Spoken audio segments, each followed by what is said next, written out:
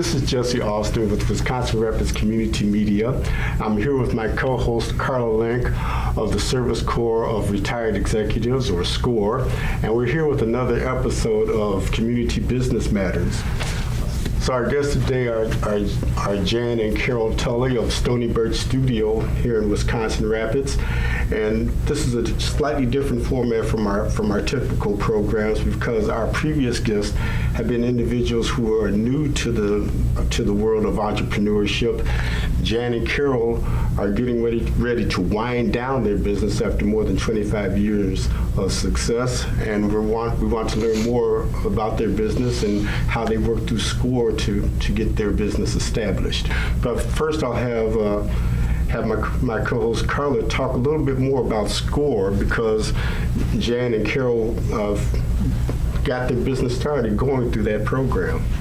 Okay, well, it started in 1979 and it went through Congress. It's a volunteer group nationally, and it was a proposal written to the Congress and was given to the Small Business Administration to administer.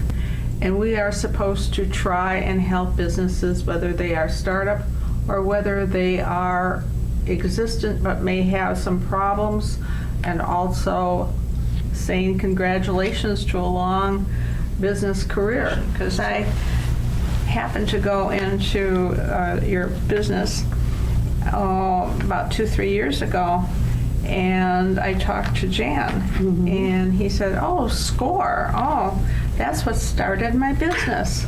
I said, "Wow, that's great. How long ago?" And he was explaining to me what happened and who he happened to speak with.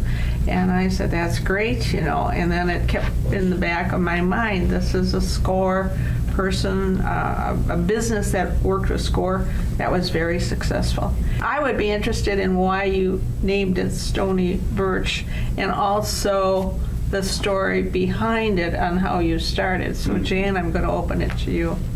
Well, Stoney Birch, well, it all comes back. Well, I had bought a small lot with a trailer on it out in Custer on a hill.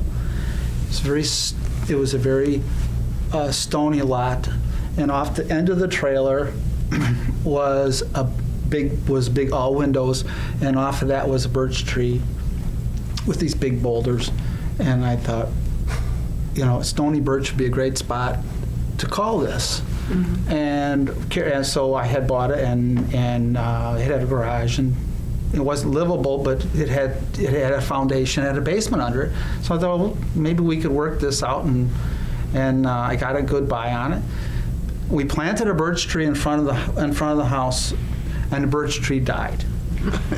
And I took it as a signal to sell this land on a land contract and walk away from it, which is exactly what I did. But Stoney Birch was there in our minds. So then when I had the opportunity as we didn't create the store so much as we bought another store that was failing, not because they couldn't do it, they just decided they were spent, they didn't want to do it. Okay. And there were people that I knew, and I said, sell it to me and we'll Was that the whole building then? Well, this was back in Geisler's paint store, behind Geisler's paint store. Yeah. So this is, and we were there for 8 years. That's where we started. Okay. So Brad and Debbie Geisler had a custom frame shop behind Brad's father owned the paint store in front. Okay. So we were there for a long time, for 8 years, and then just decided to move on and get a regular storefront. But did you we were in the own back of the building? building, so it was kind of tough. Okay. Yeah, we rented. We rented. And so the location that you're at now that you're getting ready to close down, Correct. That's on 8th Street, correct? Correct, yes. Yeah. Oh, we've always been on 8th Street, so it's just really lucky that way. And so one of your primary lines of work is to create frames and mats. Custom picture framing. Custom, thank you. Yes. Custom picture framing. And we did have prints and posters that people could purchase and then have them framed there.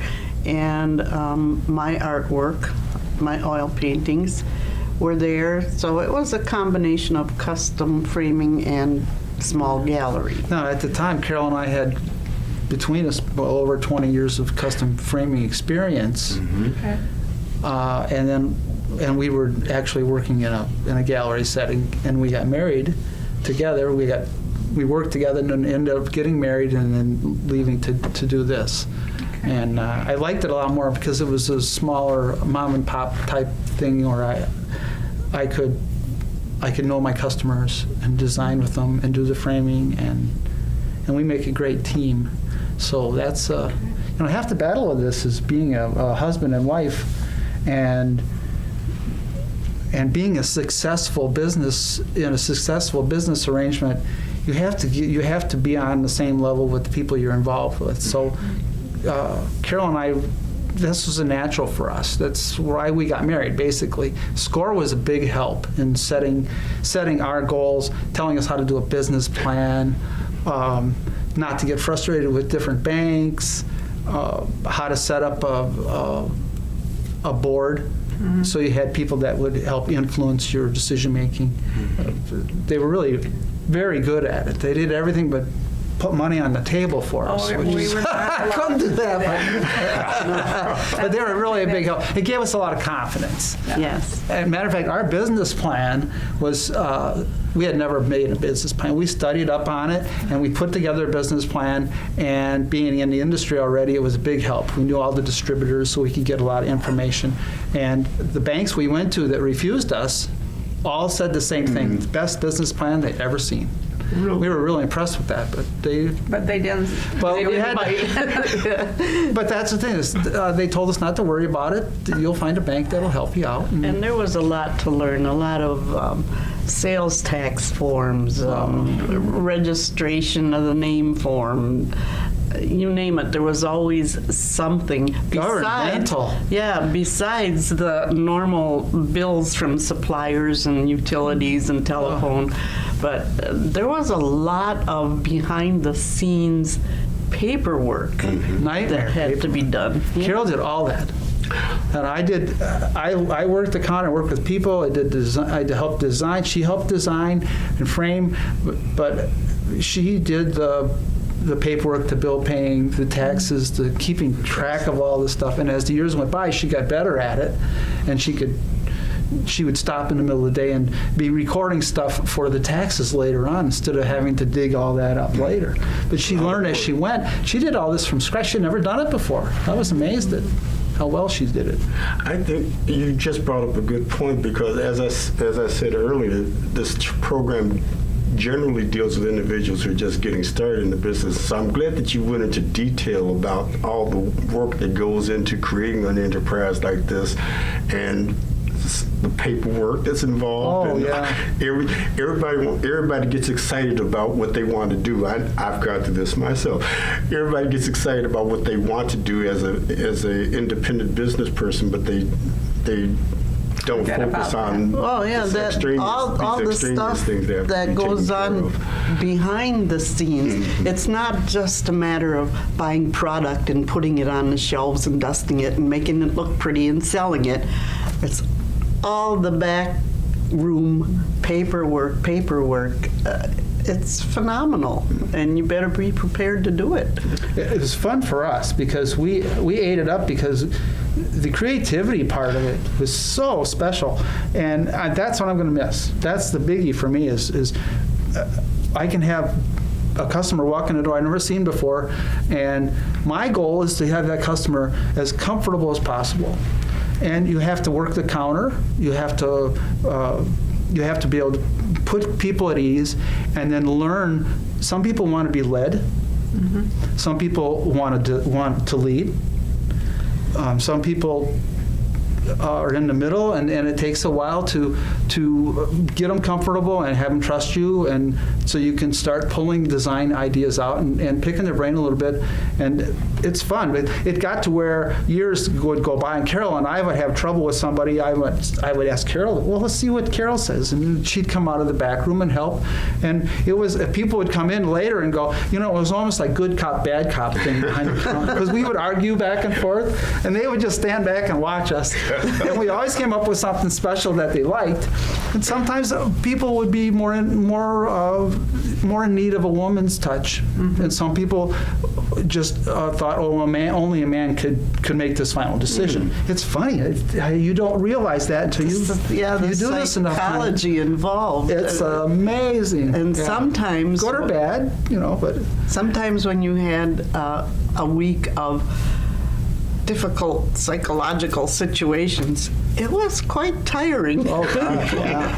Oh yeah.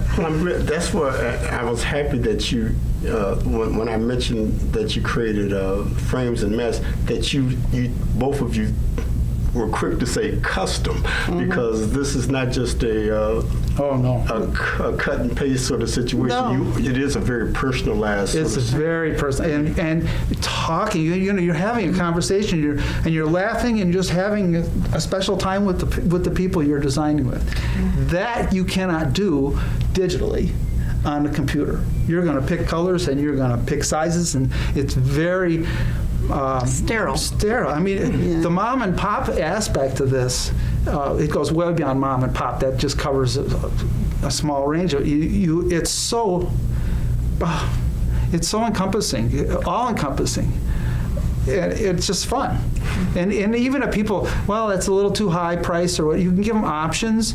And for me, I didn't care that if they walked out of the shop.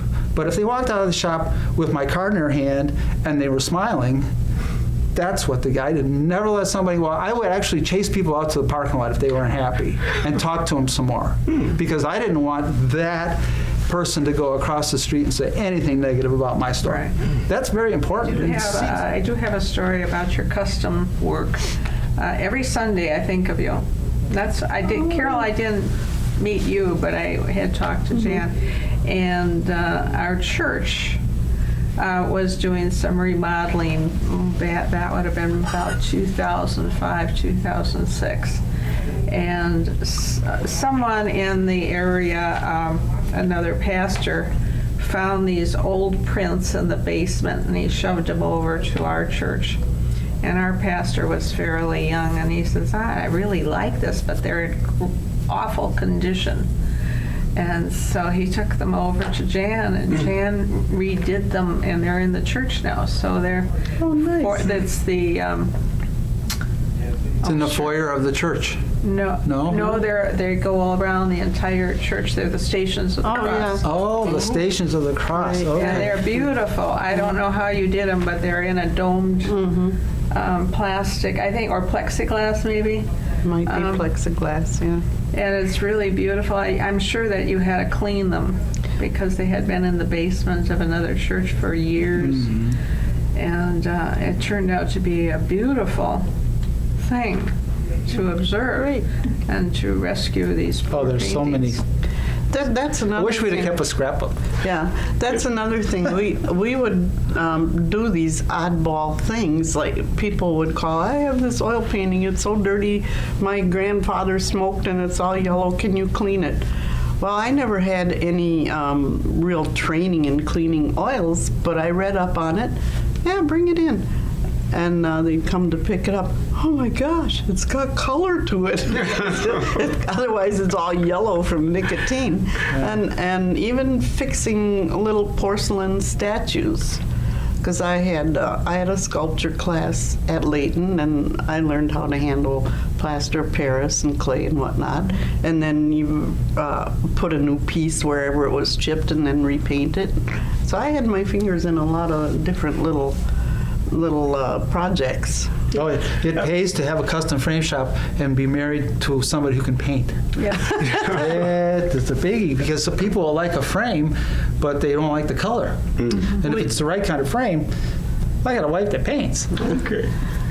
We can antique that frame or stain it. We can do all kinds of. Most frame shops don't do this kind of stuff. Right. So we really get into the custom end of it and did a lot of shadow box building up in the backs and lining the memory frames. boxes, framing watches and old handkerchiefs with a photo. And I was going to ask, what are some, and you're doing it already. What are some more interesting projects that you worked on over these many years? Gosh. I'm sure we've framed guns.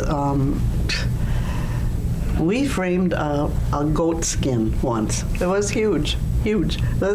Why this person wanted it framed, I don't know, but I remember that one, and it was a goat skin, like a rug, But it had a special meaning. It did. Sure. Yeah. It's funny too, because we did a lot of football jerseys, baseball jerseys, Right. basketball jerseys, and I would do all these to a museum conservation standards, so that if people's collecting this and they're putting it in a frame, and they're usually signed by a professional or something, and it's a collector thing. So rather than glue this thing down or stretch it over something and have to put tape and stuff on it, or we would sew everything down. And so everything that we did to the conservation end could be removed from that frame and be in the same condition it was in when it was brought in. That was important. That cost more money, but in the long run, it wasn't, because it's an investment. If you already invested in the product, then you got to take care of it. Absolutely. You got to think, okay, now you got to reinvest because you want to keep this. Absolutely. And you have to explain it to people sometimes. They think, well, geez, I paid $40 for this. Now you want me to spend $80 to frame it? If you want to keep it, yeah. And I always would say, the lamp costs more than the light bulb. well, you could say that to some people, and some people you had to feel your way know around. who you're It talking works with some people. Yeah. But you two talk so enthusiastically about your craft, and so I think it'd be interesting for our viewing audience to know where your beginnings.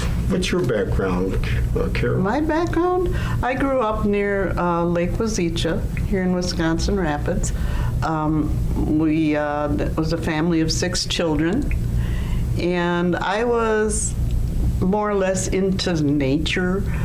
I would go hiking off by myself, go in the woods. I'd be looking at hazelnuts on the bushes, and I had this old bicycle that I inherited from a cousin, and I spent 2 whole days painting it turquoise with a brush about this wide. And I had this beautiful turquoise bike, so I'd go riding around Lake Wazeecha and just absorbing the wildlife and the nature. And then after high school, the teacher there in the art department recommended that I should go to Layton School of Art. So we looked into that, and my mother and I went down to Milwaukee and looked into that. And I was accepted because it wasn't a real public thing. You had to apply, and then they would say yes or no. And they said yes, so I was there for 4 years. And then I came back to Rapids, and I worked at Preway for a couple of months just to make a little extra money. Then I moved to Stevens Point, and I worked for a photographer retouching photos for a time. And eventually ended up working for a gentleman who had a gift store and a frame shop. So I framed there, and then eventually I ended up working at the same place Jan worked at. And he would tell me his troubles, and I would tell him mine. One time he said, we should go on a real date once. So we did, and it took off from there. And then the opportunity came up for us to get married and then to buy Geisler's framing area, and that's the way it went. Yeah, so tell me about your journey, Jan. Well, I don't really know how I got into the art end of it so much. I teased I married Carol. I married 2 teenage boys, and teased them a little bit about going to college. And I went for so long that they told me they had to call me in the office and told me I had to pick a major. So I became an art major. I liked art. I always have. In high school, I liked it, and I was experimenting with myself, because even though I'd been in the service for 3 years and got out and I was on my own, I really didn't have any interest to work hard at one thing. And I had a hard time holding a job. When I went to school, I worked in the restaurants. But it gave me motivation, because I got my meals. So that's a big factor. So going to school, you'll meet a lot of people and you find out a lot about yourself. I thought I knew a lot about myself being in the service. But I was older than all the other freshmen when I went to school. And that was the first thing I noticed. And so the growth went a different direction from there. And art was just part of it. And it was a lot of fun. And I ended up training to be a framer and liked it. And so let's do this. And so I got motivated. It was the first time in my life I was motivated to actually work hard at something. So it's just amazing. Art, you don't make any money at art. Your artists don't make a lot of money unless they are portrait painters. Maybe they'll make a fortune, but you're happy. Yeah, when they're dead. Yes.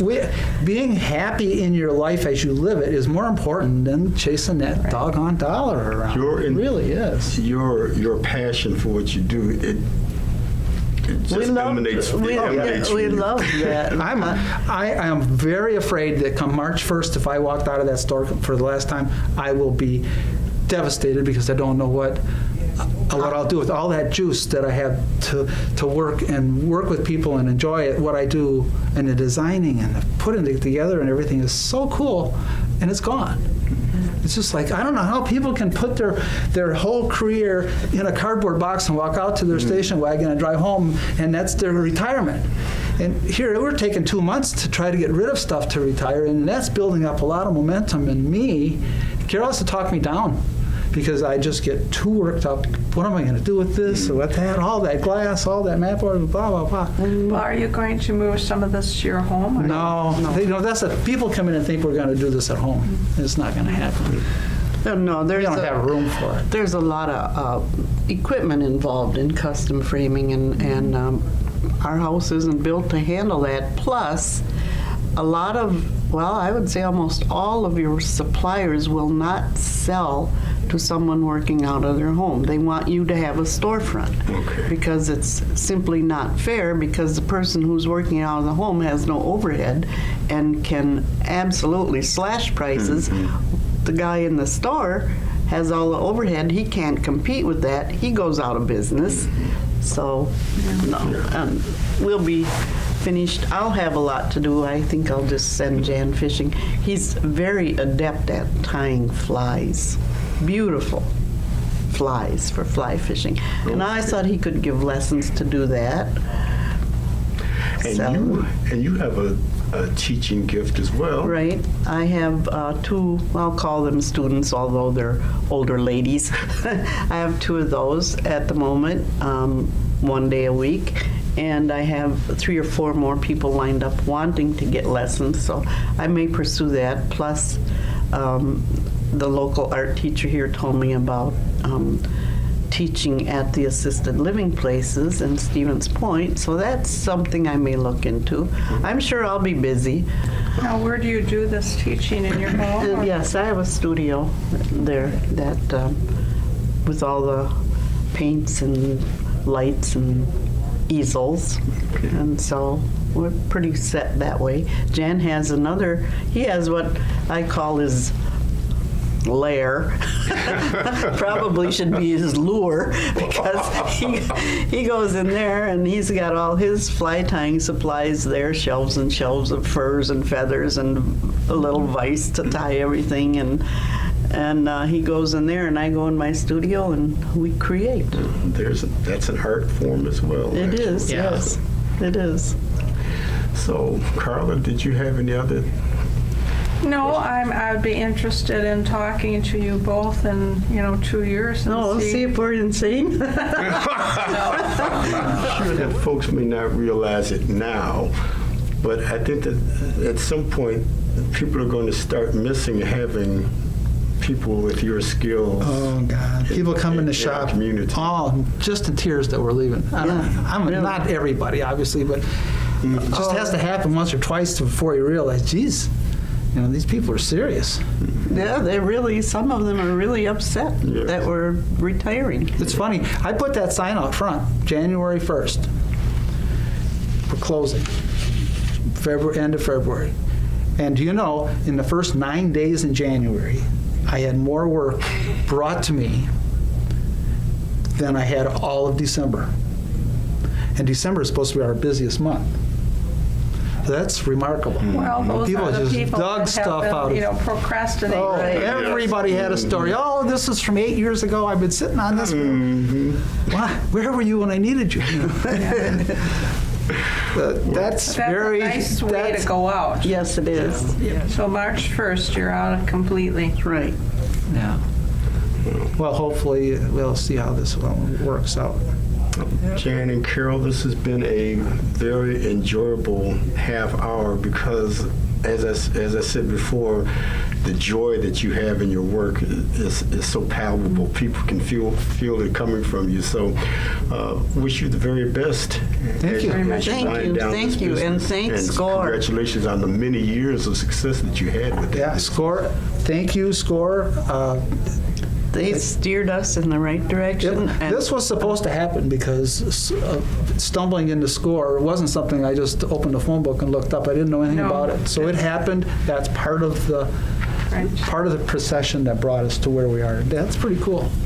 the organization pointed us to a lot of areas like how to research marketability, economic factors, wages in the area. And we got all these little pamphlets and books and did a lot of research and reading, and SCORE really helped with that. Good. And so that's going to bring this episode of Community Business Matters to a close. We're very happy and honored to have had Jan and Carol Tully here as they've prepared to wind down their business that they've had much success in for the past 28 years of Stoney Birch Studio. And I also bid adieu to my co-host, Carla Lenk. And did you have any closing thoughts for us today? Not much. We do have some people coming up that would be very interesting to talk about and to listen to different adventures in different ways. So it's exciting for me. Okay. And so we look forward to seeing you next month for another episode of Community Business Matters. Take care.